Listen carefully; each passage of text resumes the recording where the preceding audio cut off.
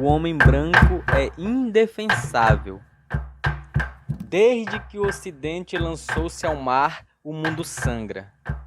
Desde que o homem branco decidiu caminhar sob o globo, com seus passos desajeitados, intolerantes, violentos e egoístas, a terra seca, os rios secam, a mata queima, o vento fede.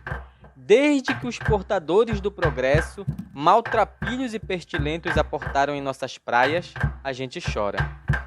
Mas aos que dizem, estes que não se importam de andar curvados perante os senhores do Ocidente, que o progresso e o desenvolvimento foi tanto que justifica alguns empecilhos pelo caminho. Sabemos que há estes que por uma migalha ou outra preferem abaixar a cabeça. No entanto, há aqueles que se revoltam contra a submissão. As experiências de enfrentamento e resistência dos povos negros no Brasil são exemplos encarnados daqueles que erguem a voz e o facão contra os comedores de mundo. Os quilombos no Brasil são das mais ricas experiências de enfrentar o Ocidente e de viver de uma outra forma. São das práticas de luta contra o modelo de sociedade do homem branco que se ergueram as mulheres quilombolas do Baixo Tocantins. As matriarcas da liberdade, que fugiram e enfrentaram o sistema escravista para forjarem no seio da maior floresta tropical do mundo, comunidades de liberdade. Essas são as histórias sobre elas. Não são histórias dessas que encantam os olhos da grande mídia e os ouvidos dos vencedores. Aqui, o triunfo dos que se dizem vencedores dará lugar ao brilho do terçado amolado das mulheres que nunca se enganaram com os discursos de progresso dos comedores de mundo. Este é o podcast Matriarcas da Liberdade, as histórias que não te contaram. Um podcast que ecoa vozes de mulheres que não se submeteram aos mandos dos colonizadores, mas que gestaram resistência, arregaçaram as saias, amolaram os terçados, carregaram as espingardas e decidiram ser e criar povos livres no Baixo Tocantins. Vamos ouvir?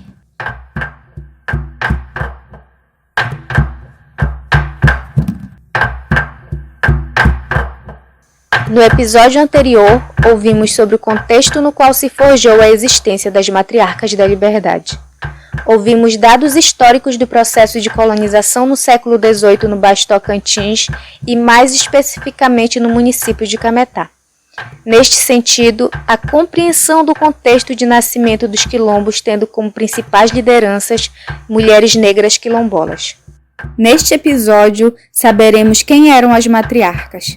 Ouviremos falas que nos retratam os traços vividos e deixados nas comunidades.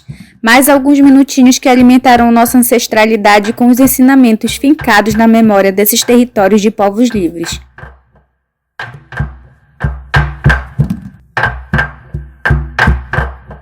Da Maria Filipa Aranha a gente encontra nos jornais, né?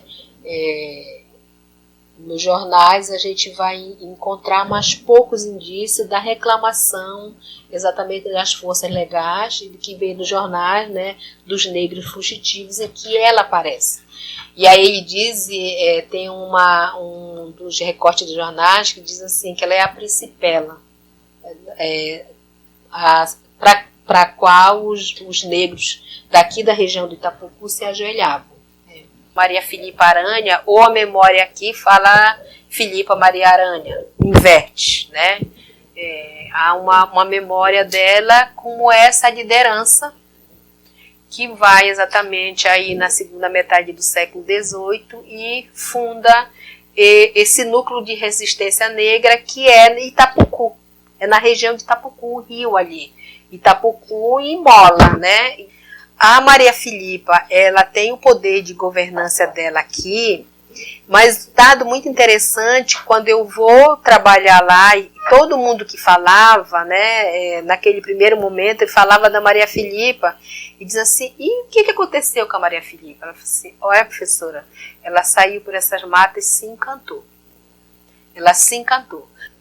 Porque daí quando eu trabalhar, o que aparece na fala, né, das pessoas era, não, professora, e o que aconteceu com ela? Ela se encantou. Ela saiu no mato e não voltou mais. Ela se encantou.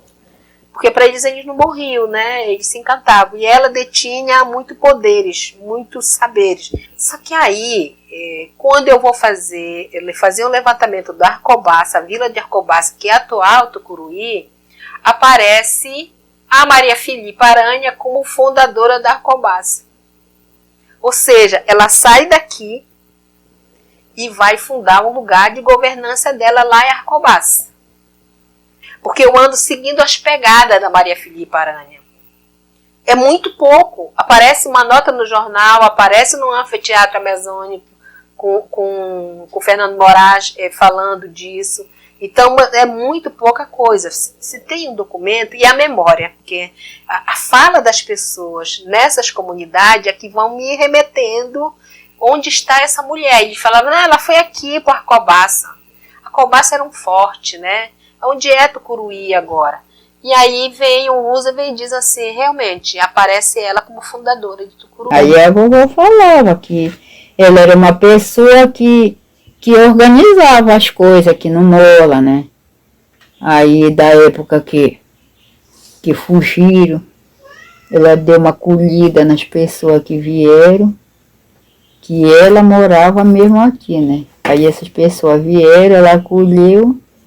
Aí que dizer que ficou tão bom como a gente faz uma associação. Sim. Que coloca aquela pessoa junto. Aí já ela que se colocou junto com eles. E ela ficou como uma foragida com eles, né? Uhum. Para fazer parte com eles. Aí ficou. Olha, vovó dizia que ela era benzedeira, né? Benzedeira. A vovó contava para nós que ela era benzedeira.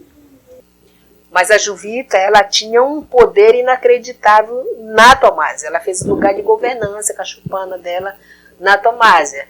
E aí vem a memória que o marido dela, ele não mandava. Ela mandava em tudo. Então as festas eram grandes, tudo era grande. Ela cria a Mariazinha. Mariazinha era a cria dela. A Mariazinha, ela também é parteira. Depois, muito tempo, eu fui... nas conversas eu fui ver que ela era parteira, benzedeira. Ela passa para a filha dela, a partir da idade, para a Odete, e a Odete, quando vai atender, não pode gerir o povoado enquanto está fora. Ela passa para o Cristóvão, que é o marido dela. Ele se torna uma espécie de líder do povoado enquanto ela está fora, porque quando ela está aqui no povoado, ela manda. Então, nas Filhas da Mata, eu descrevo um relato dele. Ele me contou isso. Ninguém falou.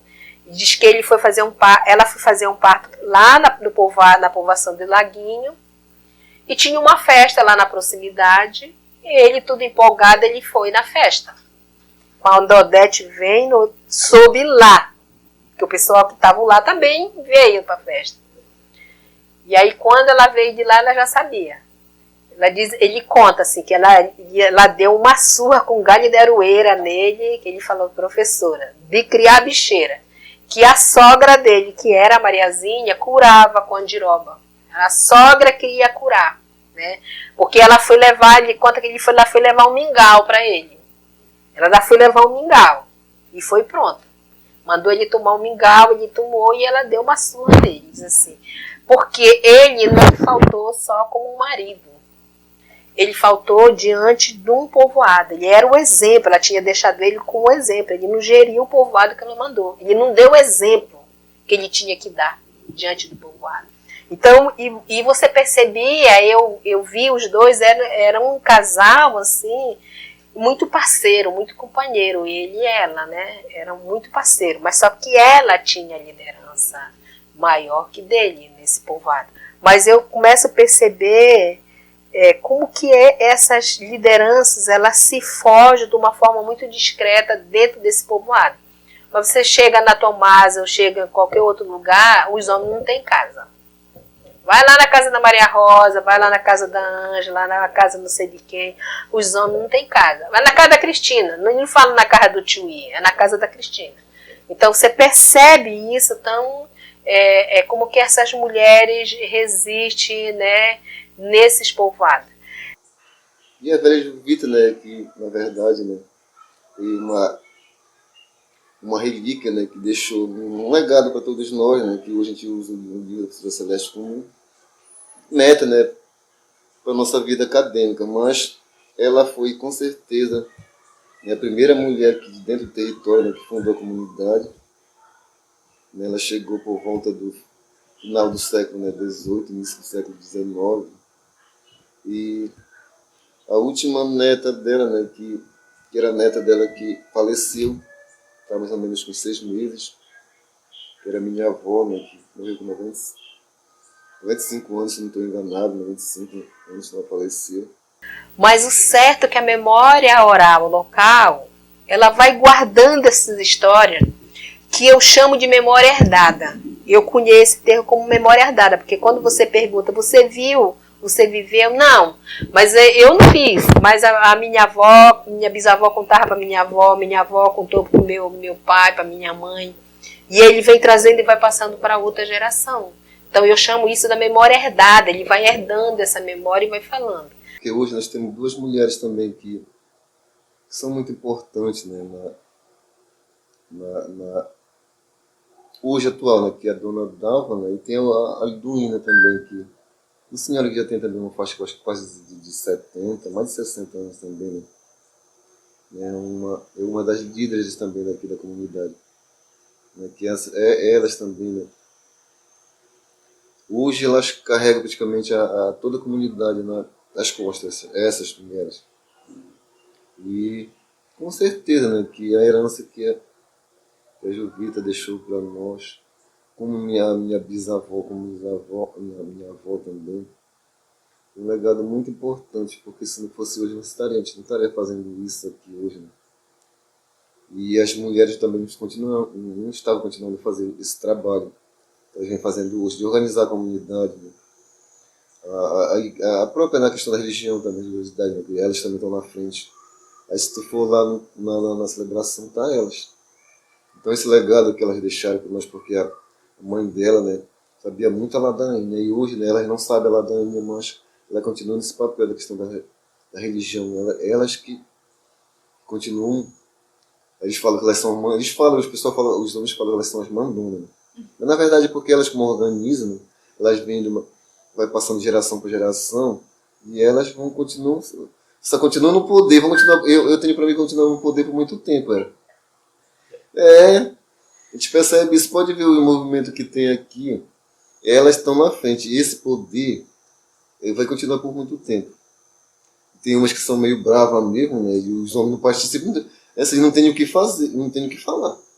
E elas vão continuar, elas vão mandar por muitos anos, muito tempo mesmo. E que bom também, né? Porque fizeram um trabalho belíssimo ao longo desses anos. Foi, fizeram um trabalho muito bom, né, ao longo desses anos mesmo, porque tem já até essa geração que estão mais nova agora, né? Tá surgindo outras que estão vindo, né? Sempre mulher. É para uma coisa incrível, realmente. Uma coisa incrível que é. Em todas, eu acho que assim, mas é por regiões mesmo, porque geralmente nos outros quilombos aí para fora são os homens, né, que continuam na frente. E aqui, essa região do Tocantins aqui, a gente vê que são as mulheres, né? Então eu conheço essas mulheres líderes e eu tinha algo assim que era muito diferenciado dos outros colegas que iam comigo. Porque enquanto eles iam muito para perguntar, eu observava muito. E eu observava muitos gestos, né?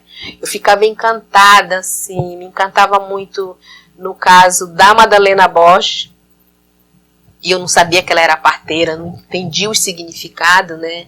Sempre as plantas cheirosas no cabelo, né? O cabelo de negro, né? Uma negra com um cabelo assim crespo, né? E sempre preso e muitas plantas cheirosas no cabelo. Isso me encantava muito. Aí eu vou para Tomásia, eu vejo a Dona Odete, que era parteira e que eu não sabia naquele período, também com o cabelo preso e rosa. Assim, me retém muito o cheiro, né? O cheiro do cabelo da Dona Madalena Borges, da Vó Madá, como eu chamo, da Dona Odete, né? Era algo que me fazia muito bem, a energia era muito boa.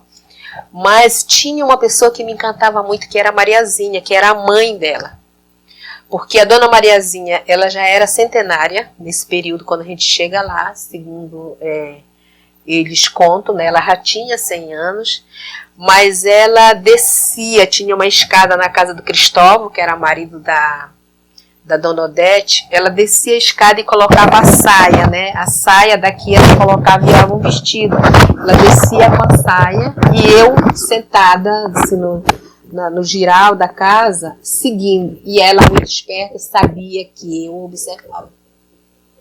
Então ela descia, tomava... Primeiro ela ia na casa do forno, sempre teve uma casa de forno comunitária, né? Ela ia ali, e aí me impressionava assim, quando ela dava em ordem todo mundo, né? Todos que estavam na casa do forno, ela brigava, né? Ela acariciava a cabeça das crianças. Então ela ia, desce daí, menino! Então eu falava assim, que mulher é essa que tem esse poder, né? E aí a benção também, me encantava muito que na hora que ela descia, né, e todo mundo tomava a benção, né, pedia a benção, né. De lá, ela descia, saía da casa do forno, onde ela fazia toda a administração dela, dava uma volta, né, no pequeno povoado lá de Tomásio, que ele sempre teve um formato meio que oval, ela descia para o Igarapé Tomásio. Naquele período, o Igarapé, ele tinha água, ele passava água. A partir de agora eu percebo que é mais no período de inverno que ele enche. Mas naquele período, assim, chegavam lá mês de setembro, tinha água. Eu tomava banho lá no Igarapé, lavava a roupa. Então ela ia, tomava o banho e subia. Subia, trocava a saia que ela tomava pelada lá. Ninguém ia para lá, né? Colocava a saia e via, mas ela trocava de roupa. Ela não vestia aquela mesma roupa que ela tinha descido para lá. Aquilo parece que era um traje de banho mesmo, né? Trocava a roupa e eu, assim, 3 ou 4 viagens, eu sempre via ela fazer esse processo. E teve uma das vezes, acho que na terceira vez, assim, que eu lembro muito, que a professora Regina, juntamente com a Joana, estavam com o gravadorzinho gravando a entrevista com o seu Cristóvão, que era o considerado líder, né, o homem do povoado, líder. E ela faz toda essa questão do banho, do ritual, que eu falo que era um ritual do banho, e ela não sobe pela frente da casa como ela fazia antes. Ela subiu pela parte da cozinha. Foi lá no quartinho, trocou a roupa. E eles sempre tiveram um fogão, né, de lenha que era alto. E aí eu lembro a panela de feijão aqui em cima, o fogão, a capu, que fica aquilo espocando aquela brasa quando está queimando. Ela sentou no chão, tipo as pernas, assim, cruzou. E aí pegava o cachimbo, fumava, assim, apitava a fumaça lá longe. E o pessoal entrevistando o Cristóvão aqui, né? De vez em quando ela olhava para lá. Esse gesto, né, que ela fazia, para mim, assim, tinha uma coisa de realeza que me encantava, assim, eu fascinada, né? E eu só fui ver depois com a minha pesquisa já no mestrado que, na verdade, o que ela fazia aquilo, né? Ela diz assim, todo o poder que ele tem, nós mulheres damos para ele. Na verdade, nós que mandamos aqui, né? E eu falo muito desse poder invisível dessas mulheres. E que eu digo que a questão de ser subalterno, ele está muito no olhar, né? Nas encruzilhadas desses poderes dessas mulheres. E aí eu trago a fala muito da dona Madalena Borges, que ela diz assim, só é submissa quem aceita a submissão. E ela diz, aqui se formou uma comunidade de homens e mulheres livres, porque negros, né, quando eram escravos, não aceitaram ser escravo, não aceitaram a submissão e vieram para cá. E a mulher também, ela só é submissa se aceita a submissão. E aí eu venho trazendo as histórias dessas mulheres para dizer assim, elas não têm nada de frágil, elas não têm nada de dependente de alguém, porque enquanto os maridos eles vão trabalhar nas fazendas, que tem Tucuruí, Marabá na região, quem cuida o período todo ali dos filhos é a mulher. Ela que dá comida, ela que trabalha na roça, ela que faz tudo. Quando o marido vem, ele traz aquele dinheiro que dá para comer só 3 dias, acabou e pronto. Então ela sustenta, ela tem esse poder. São mulheres que constroem as casas, que pescam, que caçam com espingarda, que desenvolvem as diferentes armadilhas de caça, né, para sobreviver. mas eu encontro também as mulheres que estão vivendo naquele momento, não só as memórias que elas contam de ouvir, de observar, mas aquelas que vivem ali, né? E aí eu cheguei a entrevistar muitas dessas mulheres. Custódia, Felicidade, Anastácia, Tia Virgilina, Mãe Raimunda. Eu vou falando, eu fui assumindo também essa fala para mim, como elas eram conhecidas, eu fui também me tornando, né, uma dessas mulheres. Era muito assim, quando chegam as pessoas mais velhas lá, você pode estar na melhor conversa, na melhor entrevista. Entrou uma pessoa mais velha, a entrevista ela vai gravar as pessoas pedindo a bênção. Grava. E se você faz uma reunião, as mulheres, se for no barracão ou na sala da casa de alguém, as mulheres estão dentro e os homens estão fora. Pode prestar atenção. Eles ficam lá ouvindo fora. Elas que têm o poder de fala, né? Então mostra muito, são mulheres de atitude, eu acho. São mulheres de atitude, de determinação, assim.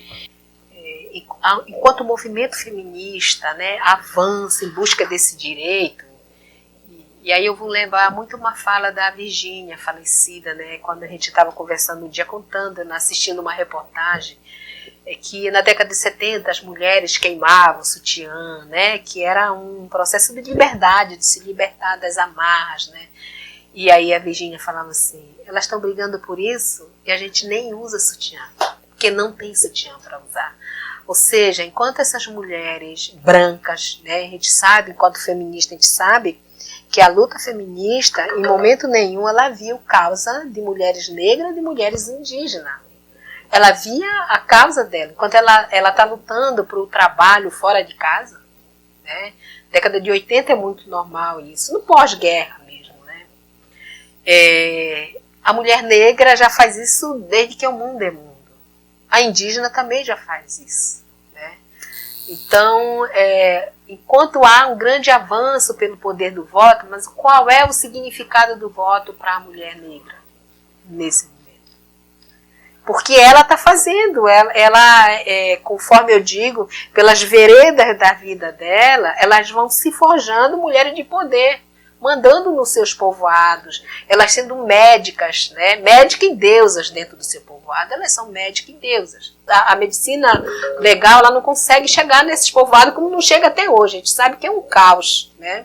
É um caos o sistema de saúde. Você marca, a minha irmã marcou um dia, levou 3 meses para fazer um exame, teve que pagar, né, para fazer o exame.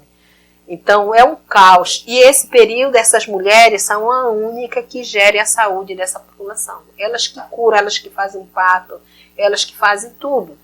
Elas foram mulheres que detectaram nesse período não só o processo de cura, mas enquanto eu trabalhei aqui, a tuberculose, a lepra, a malária, eram mulheres que detectavam essa doença para trazer para cá. Que tinha do poder dessas mulheres, do fazer dessas mulheres, do forjar dessas mulheres.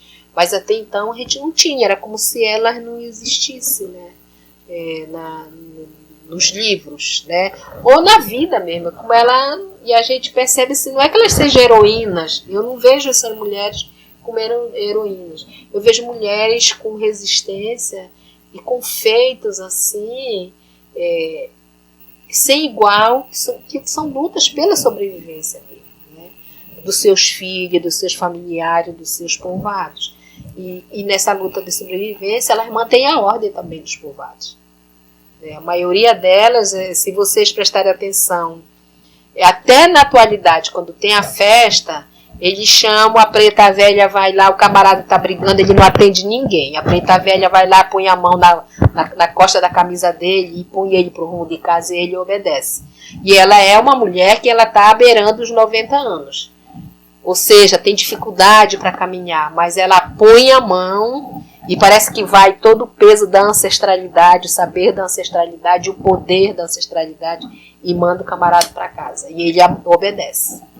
Quando ela não consegue com a mão, como eu já vi lá no Arizal, ela pega uma ripa qualquer daquela que está pelo chão e guia o camarada para a casa dele, acaba a confusão. Então isso ainda está muito evidente, né, esse poder.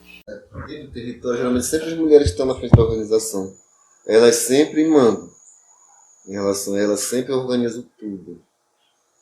E até hoje, por exemplo, aqui, por exemplo, as meninas que estão na frente da associação ontem, no evento que houve, elas que estão na frente da organização. O homem, na verdade, aqui é só gosto muito, na verdade, de estar farreando, mas em termos de organização, elas são as principais. Porque eu passando de geração para geração, por exemplo, da velha Juvita, quando ela passou para a bisavó, que era a Maria Gonçalves. E lá passou para a filha dela, que era a Fernanda Aldete. Aí depois que ela faleceu, ficou com o velho que era o esposo dela, o Cristóvão. Aí depois a dona Virgínia, se não estou enganando, a dona Virgínia, sim, a Benoca. E hoje, né, uma das mais velhas que está agora é a dona Dalva, que organiza junto também com minha esposa, as outras meninas, elas sempre, a nossa organização sempre vai passando de mulher para mulher. Aí daqui no futuro, quem sabe, não são elas de novo. Eu acho que vai ser elas novamente. Porque a juventude hoje também não estão participando muito, né? Como que essas mulheres, né, das comunidades quilombolas da região, elas se forjavam o personagem da sua própria história. Eu comecei a trabalhar com a pesquisa e vendo exatamente as encruzilhadas dos poderes dessas mulheres. E eu me encontrava nessas encruzilhadas desses poderes, né?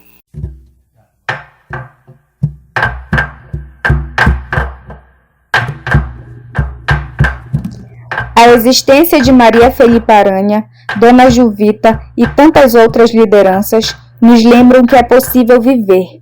É possível trabalhar para o sustento de nossas famílias, é possível festejar, é possível ser feliz. O modo de vida em Quilombo nos ensina tantos princípios de vida que nos faz questionar. Por que insistir em modelos de sociedade onde não dá para viver? Os passos dessas mulheres são tão sábios que os caminhos que elas seguiram, os comedores de mundo tentam fechar há muitos séculos. Ter contato com a memória que nos conta quem foram as matriarcas é uma honra. Não só para sabermos como foi o passado, mas para que possamos sentir a esperança nos saberes que resistem em corpos sagrados de luta. O próximo episódio nos apresentará as matriarcas sagradas. Ouviremos sobre como atuaram e cuidaram dos seus povos usando os dons divinos que seus corpos carregavam. O podcast Matriarcas da Liberdade e as Histórias que Não Te Contaram é um projeto premiado pela Fundação Cultural do Pará através do edital de incentivo à arte e à cultura do ano de 2022.